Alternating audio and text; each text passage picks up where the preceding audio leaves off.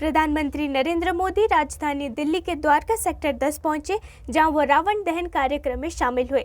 द्वारका पहुंचे प्रधानमंत्री मोदी ने सबसे पहले पूजा अर्चना की। वो मुख्य अतिथि के रूप में कार्यक्रम में शामिल हुए। इस दौरान कार्यक्रम को संबोधित करते हुए प्रधानमंत्री मोदी ने लोगों को विजयदशमी की शुभकामनाएं दी। उन्होंने कहा कि भगवान राम की जन्मभूमि पर बन रहा मंदिर सदियों की प्रतीक्षा के बाद हम भारतीयों के धैर्य को मिली विजय का प्रतीक है। उन्होंने कहा, राम मंदिर के निर्माण में अब बस कुछ ही दिन बचे हैं। जल्द ही राम मंदिर में भगवान राम की मूर्ति विराजमान होगी। आज हमें सौभाग्य मिला है कि हम भगवान राम का भव्यतम मंदिर बनता देख पा रहे हैं। अयोध्या की अगली रामनवमी पर रामलला के मंदिर में गूंजने वाला हर स्वर पूरे विश्व को हर्षित करने वाला होगा। बनता देख पा रहे हैं। अगली रामनवमी पर रामलला के मंदिर में गूंजा हर स्वर पूरे विश्व को हर्षित करने वाला है। राम मंदिर में भगवान राम के विराजमान के बस कुछ ही महीने बचे हैं। भगवान श्री राम बस आने ही वाले। साथियों, आज हमें सौभाग्य मिला है कि हम भगवान राम का भव्यतम मंदिर बनता देख पा रहे हैं।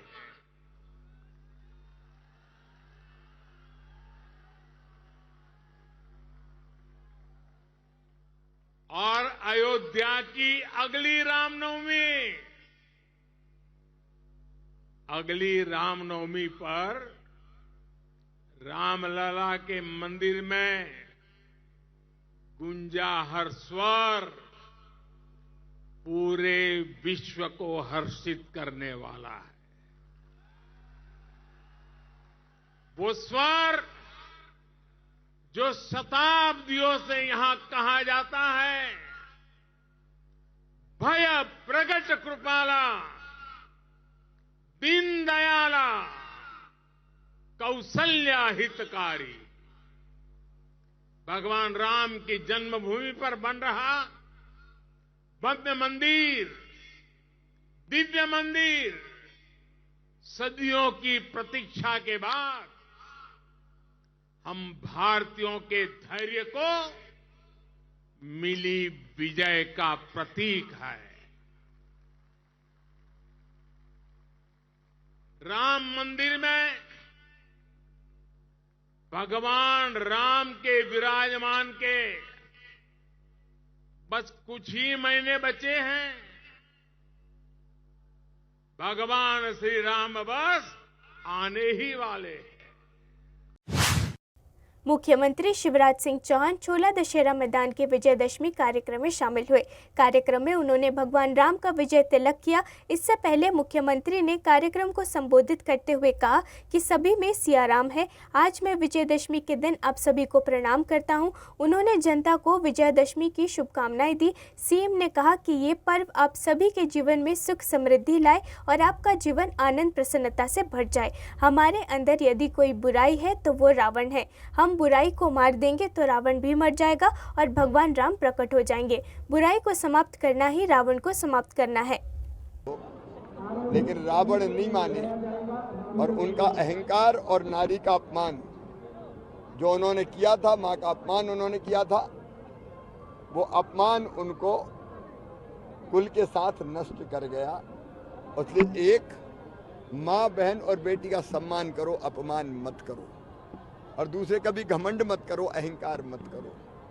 महाभारत में भी यही हुआ, द्रौपदी जी का अपमान हुआ तो एक वंश समाप्त हो गया। और इसलिए हम रावण को तो मारे हैं, लेकिन रावण को मारने के साथ साथ हम अपने अंदर की बुराइयां, वही रावण है, उन बुराइयों को समाप्त करने की कोशिश करें। अच्छाई को बढ़ाएं तो राम अपने आप प्रकट हो जाएंगे। भगवान राम बुराई अधर्म है, उनको समाप्त करें। अच्छाई धर्म है, उनको अपने अंदर धारण करें और मां, बहन और बेटी का सम्मान करें। हिमाचल के कुल्लू में इंटरनेशनल दशहरा उत्सव में बड़ी संख्या में श्रद्धालु शामिल हुए और उत्सव का आनंद लिया। उत्सव में विदेशी पर्यटक भी शामिल हुए और भक्तों का उत्साह देखकर आश्चर्यचकित रह गए।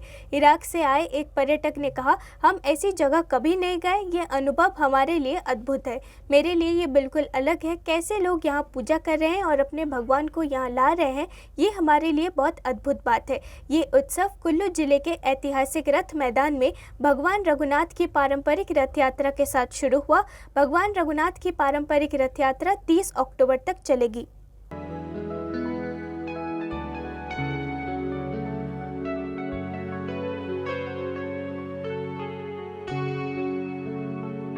My name is Munawar. I'm from Kurdistan region, Iraq. It's pretty awesome. Like we've never been to such a place, so the experience and everything is pretty awesome for us. It's pretty good. I don't know because for me it's like totally different. So it's just seeing this how people like do the worship and then bring in their gods and goddess to here.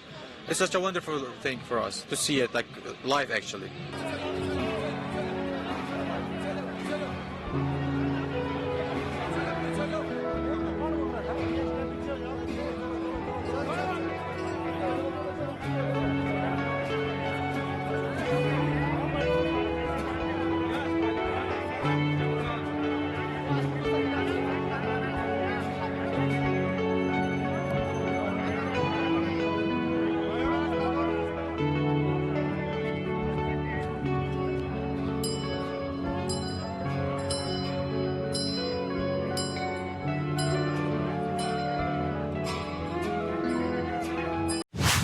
Madhya Pradesh विधानसभा चुनाव के लिए नामांकन प्रक्रिया जारी है। केंद्रीय मंत्री और नरसिंहपुर जिले से भाजपा उम्मीदवार प्रहलाद सिंह पटेल ने आज राज्य विधानसभा चुनाव के लिए नामांकन दाखिल करने से पहले गोटेगांव में नर्मदा नदी पर प्रार्थना की। केंद्रीय मंत्री प्रहलाद सिंह पटेल ने कहा, हम पीढ़ियों से इस परंपरा का पालन करते आ रहे हैं। नर्मदा नदी मध्य प्रदेश के लिए जीवन रेखा है। नर्मदा नदी समाज को बेहतर कार्य करने और सेवा करने की प्रेरणा देती है।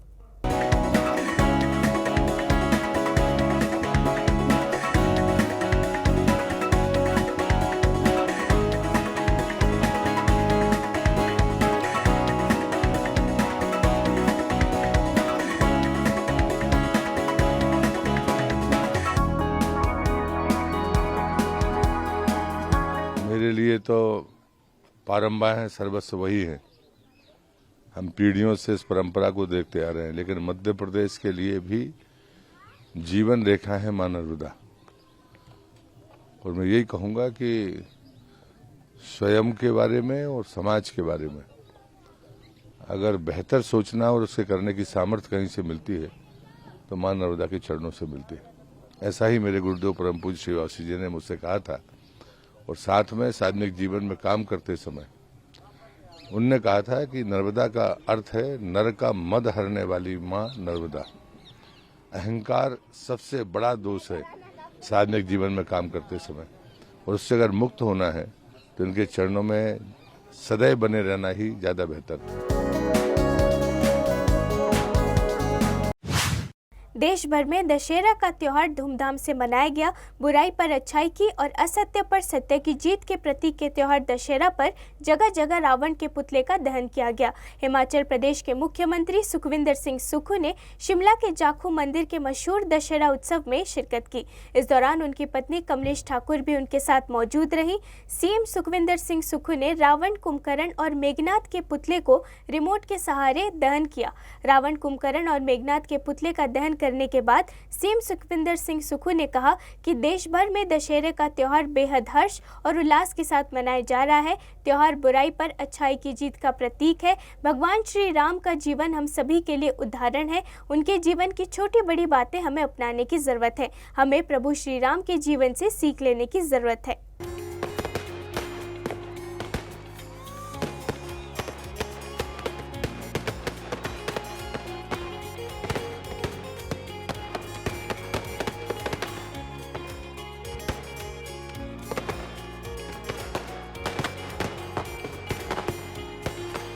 आज दशहरे के शुभ अवसर पर सभी प्रदेशवासियों और देशवासियों को बहुत बहुत शुभकामनाएं।